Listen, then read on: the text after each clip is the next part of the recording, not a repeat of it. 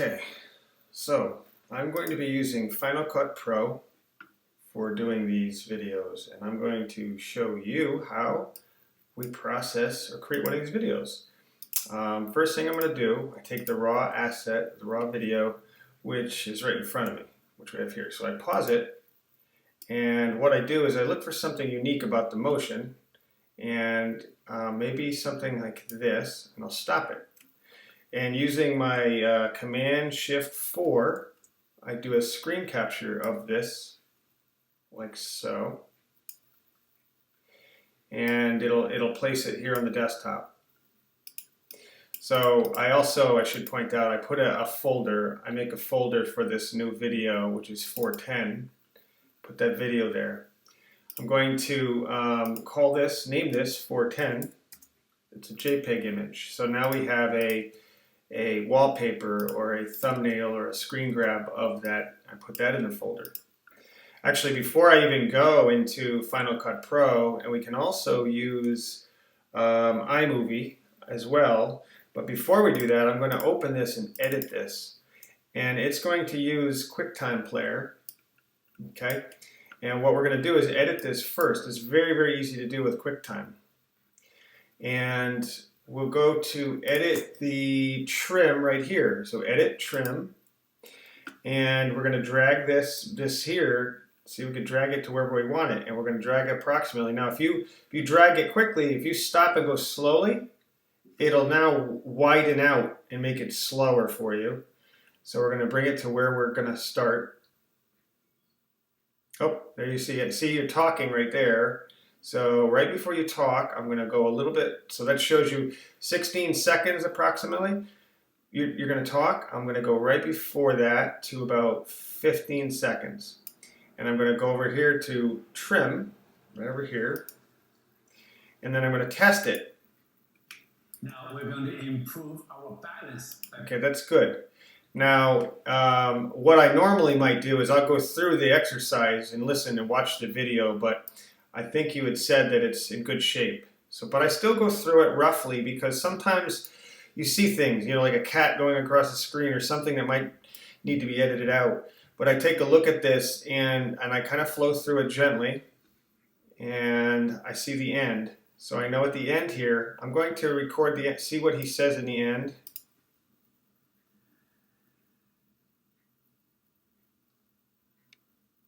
Thank you. Okay, I want that thank you there. So I'm going to go over to edit, trim, and I'm going to go back here. And it looks like he says thank you right here. Thank you. And I'm going to go here, stop it right after thank you. I'm going to double check that ending. So I'm going to go here. Thank you. Perfect, perfect, perfect. So now I save it. I go to File, Save, and to the desktop, untitled is fine. I'm going to let that save.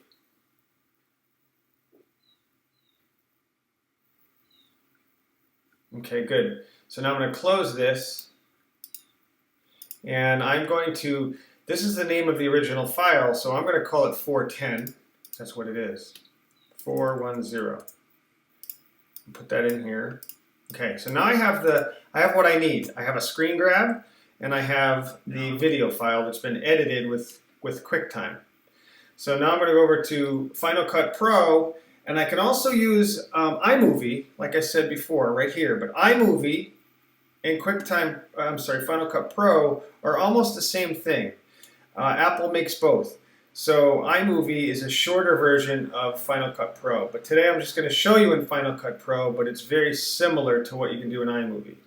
So I open up Final Cut Pro, and I have all the other videos I've done for this series here so far.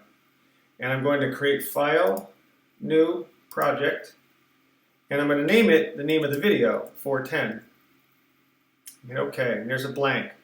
Okay, so now what I'm going to do is I'm going to drag the screen capture intro here first. And then I'm going to drag this, and you see at the top there's a timer at the top. See where it says 4 11 out of 5. That's 5 seconds. You want the intro to be about 5 seconds. So that means it take 5 seconds to show this image here. Okay, and so that's important first. Make that go 5 seconds rather than 5 minutes. 5 seconds. Now we're going to drag the 410 video right into that box and let go. Okay, so now you grab this timer and it flows from picture to video, picture to video. So what I do is I go over here to the effects and I see this cross dissolve effect right here. And what I do is I drag it in between these two and it'll ask me permission to do that. Here, and I say yes, great transition. And what that does, if I want more space, if I want to see more room there, I go over here to the video clipper and then I enlarge the spacing, see, so I can see more space. So that effect, that cross dissolve effect that I did right here, you can see what happens is it fades into the video. See? But what I want to do now is I want to go back. It's already saved as 410. I'm going to go back to, let me go to another video like, I guess, let's look at one of these. And I'll show you why in a second. Okay, this is good. So I'm gonna go to another video as a template, and I'm gonna copy this text. Now I'm gonna go back to 410. So I look back over here in my list. There's 410. I go back to this. So I'm gonna go to the beginning, and I'm going to paste what I copied, and it pastes that there. But I want it to end before the fade, so I do that. So now I go back here. I click on this box and see the text here.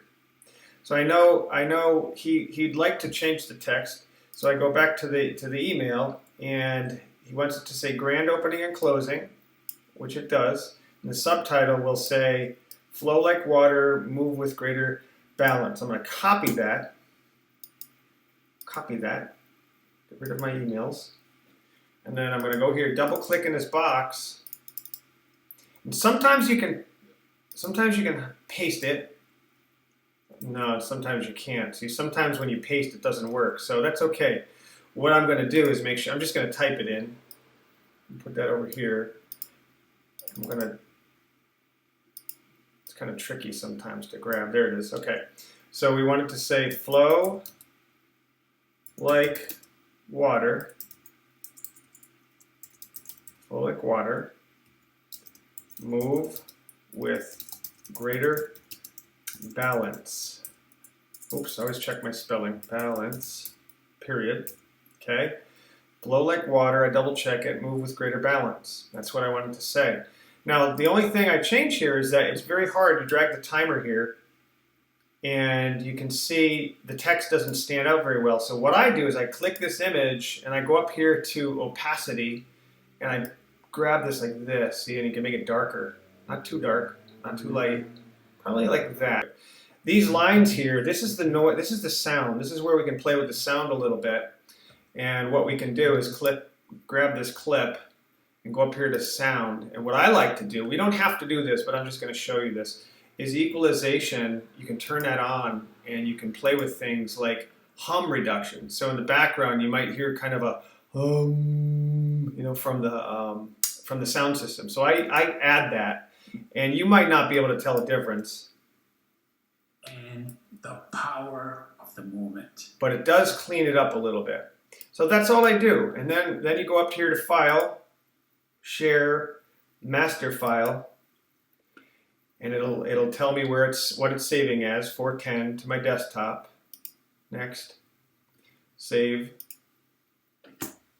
And then up here, you see this little circle right here. This is the timer. This is telling you how long it's going to take to process this video. It goes a little bit quicker in iMovie. Final Cut Pro has a lot of these extra special effects, and you can do a lot more with sound and play with the sound, and there's dissolves and lighting and a lot of special effects. You can create a full-fledged movie with Final Cut Pro. You can with iMovie, but it'd be a much less quality type of movie.